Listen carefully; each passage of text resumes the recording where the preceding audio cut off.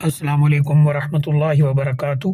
الحمد للہ رب العالمین والصلاة والسلام علی اشرف الانبیاء والمرسلین نبینا محمد وعلی آلہ واصحابہ اجمعین، اما بعد۔ یہ کسی ہمارے بھائی نے پوچھا کہ یہ جو 15 شعبان کی رات ہے، اس میں کوئی خاص عبادت کرنا یا روزہ رکھنا، اس کی کیا حیثیت ہے؟ کہہ رہے ہیں کہ بہت سارے لوگ اس پہ مختلف حدیث بیان کرتے ہیں۔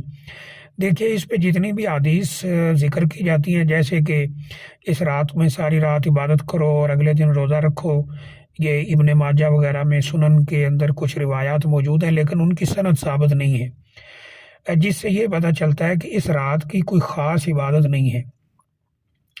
دوسری بات یہ کی جاتی ہے کہ اگلے دن روزہ رکھو، وہ بھی کسی صحیح روایت کے ساتھ ثابت نہیں ہے۔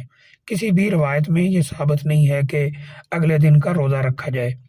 ہاں، ایک بات ملتی ہے اس کے بارے میں، وہ بھی بعض علماء کے نزدیک روایت کمزور ہے، کچھ نے اس کو قابل قبول کی حد تک کہا ہے کہ یہ روایت کچھ قابل قبول ہے، اور اس روایت کے اندر یہ ہے کہ اللہ تعالیٰ اس رات دنیا کی مغفرت کرتا ہے لوگوں کی، لیکن جو مشرک و الا مشرک و مشاہن، اس کی بخشش نہیں ہوتی۔ مشرک، اللہ کے ساتھ شرک کرنے والا، اللہ کی صفات میں، اللہ کی ربوبیت میں، اللہ کی الوہیت میں شرک کرنے والا، وہ معاف نہیں کیا جاتا۔ اور اس طرح مشاہن یعنی ایک دوسرے کے خلاف دل میں کینہ اور حسد اور بغض رکھنے والا شخص، وہ جو ہے وہ معاف نہیں ہوتا۔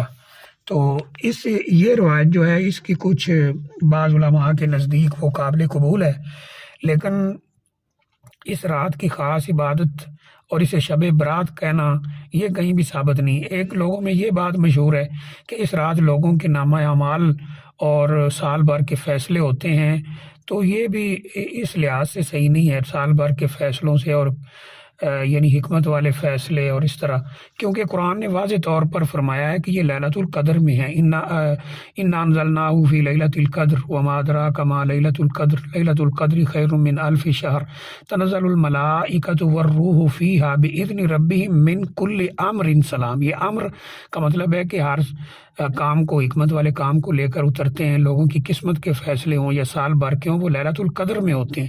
اس طرح سورہ دخان میں بھی یہ واضح ہے، انا انزلناہ فی لیلۃ مبارکہ، اس میں اللہ نے فرمایا فیہا یفرق کل امر حکیم، ہر حکمت والے کام کا فیصلہ اس میں ہوتا ہے۔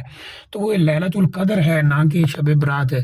تو اس لحاظ سے نہ ہی تو اس کی کوئی خاص عبادت ثابت ہے، اگرچہ بعض روایت میں ذکر ہے لیکن اس کی سند کمزور ہے، نہ ہی کوئی روزہ اس کا ثابت ہے، اگرچہ وہ بھی بعض روایات میں ہے لیکن اس کی سند کمزور ہے، اور نہ ہی یہ بات صحیح ہے کہ اس میں قسمت کے فیصلے ہوتے ہیں اور حکمت والے کام سال بھر کے اترتے ہیں۔ وہ لیلۃ القدر میں ہے، قرآن واضح طور پر اس کو بیان کر رہا ہے۔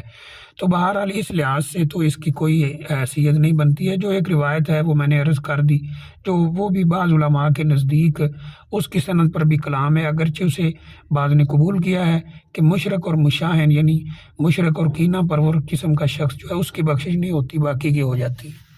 واللہ اعلم بالصواب۔